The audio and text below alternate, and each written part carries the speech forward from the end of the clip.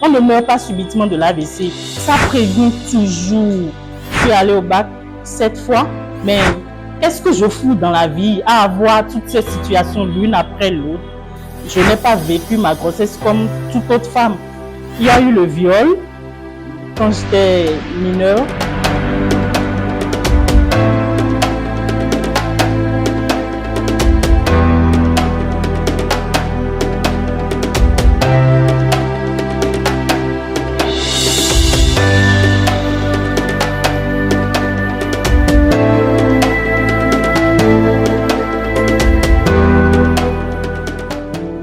Beaucoup de gens ne peuvent pas dire ici qu'ils se connaissent.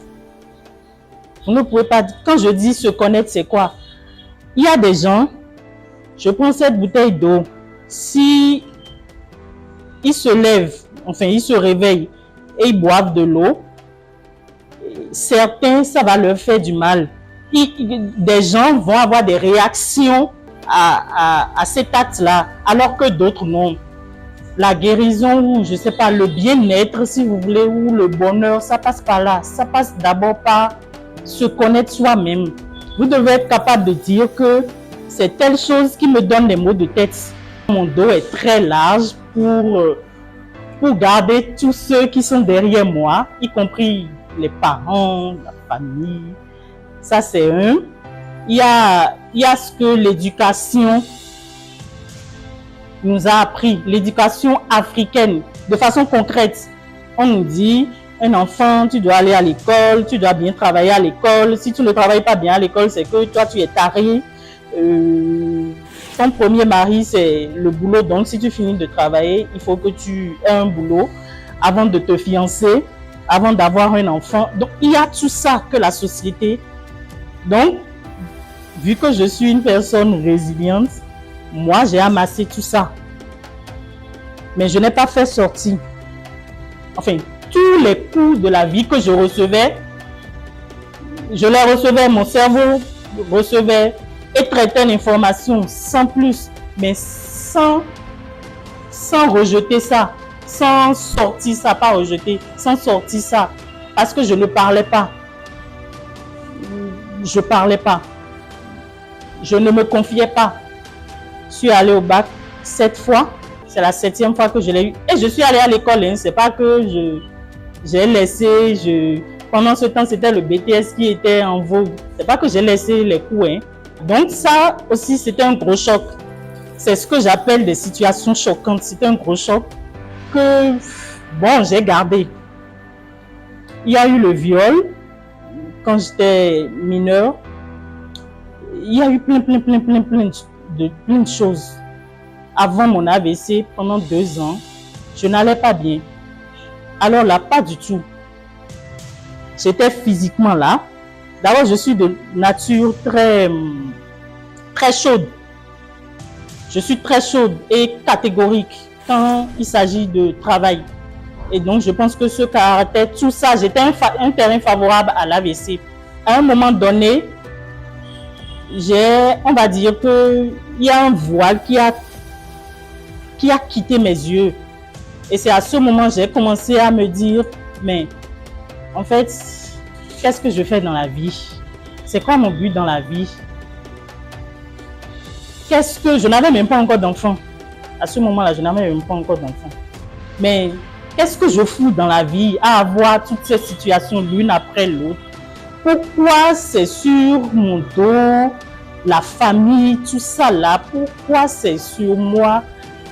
Et je gérais tout le monde, hein. Je gérais tout le monde sans vraiment m'occuper de moi, sans vraiment me gérer moi-même. J'avais mal à la tête. Je pensais que c'était un simple mal de tête où il fallait prendre du Panadol. Donc chaque fois je prenais le Panadol, mais ça passait pas. Le mal de tête, ça te prend derrière le cou, ça te prend une partie carrément. Vous avez l'impression qu'on cogne dans la tête, les yeux. À ce moment-là, je me disais, mais qu'est-ce qu'il y a où? C'est parce que j'étais tout le temps sur ordinateur, matin, midi, soir. Je suis allée chez un ophtalmo qui m'a envoyé, qui m'a dit, madame, c'est pas bon, allez voir un cardiologue. Moi, j'ai négligé. Bon, elle dit, mais cette dame-là, elle me dit quoi, d'aller voir un cardiologue. Moi, petite comme ça, j'ai fait quoi chez un cardiologue? Sincèrement, j'ai négligé, mais j'ai pris des verres qui, au final, ne me servent pas. Parce que j'étais pas aveugle, c'était les manifestations de l'AVC. Ça prévient toujours. On ne meurt pas subitement de l'AVC. Ça prévient toujours. Et c'est des mois, des semaines, des années avant ça. C'est dans vos comportements de tous les jours qu'on néglige. On se dit non. On se dit bon, la société, on dit. Tu vas dire, comment expliquer à ta maman que le mal de tête qui te prend, comment lui expliquer, elle va comprendre et te croire même. Et voir l'importance ou la gravité de ton mal. Du coup, beaucoup de gens négligent ça. Et donc, je suis restée comme ça, je pense, pendant des années. Hein. Pendant 3 ans, 4 ans. Il y a eu la naissance de ma fille qui a provoqué une dépression. À ce moment-là, on va dire que je faisais déjà la dépression. Hein. Donc, la naissance de ma fille aussi, c'est un choc. C'était un choc. Je n'ai pas vécu ma grossesse comme toute autre femme. J'ai vécu la grossesse à part. La Morelle qui gardait la grossesse était à part. Et la Morelle qui vivait était à part. J'étais comme un robot. Donc, il y a eu ça aussi qui s'est ajouté à toutes les situations qu'il y avait déjà, que j'avais emmagasinées dans mon cerveau. 2 ans après, j'ai perdu un être cher de ma famille, un être important, quelqu'un que je ne connaissais pas, que j'ai connu et quelques mois, il est décédé. Et c'est après ça que j'ai fait l'AVC. Mais Dieu m'a sauvé. Moi, je n'ai pas fait un AVC, j'ai fait un AIT. L'AIT, c'est le bébé de l'AVC. Et nous tous, nous faisons des AIT tous les jours. Tous les jours. 2 semaines, 3 semaines, j'étais fatiguée. Mais vraiment fatiguée. Ce n'est pas la fatigue où on est fatigué simplement, on se dit... ce n'est pas ça. J'étais vraiment fatiguée, mon corps était fatigué, mes membres étaient fatigués, ma tête était fatiguée. Je ne réfléchissais plus. Je n'arrivais plus à réfléchir. Je suis restée comme ça. Le mal de tête n'est jamais parti. Ça va, ça vient. J'avais des courbatures, mais vrai. Tu te réveilles aujourd'hui, tu as l'impression qu'on t'a tapé la nuit.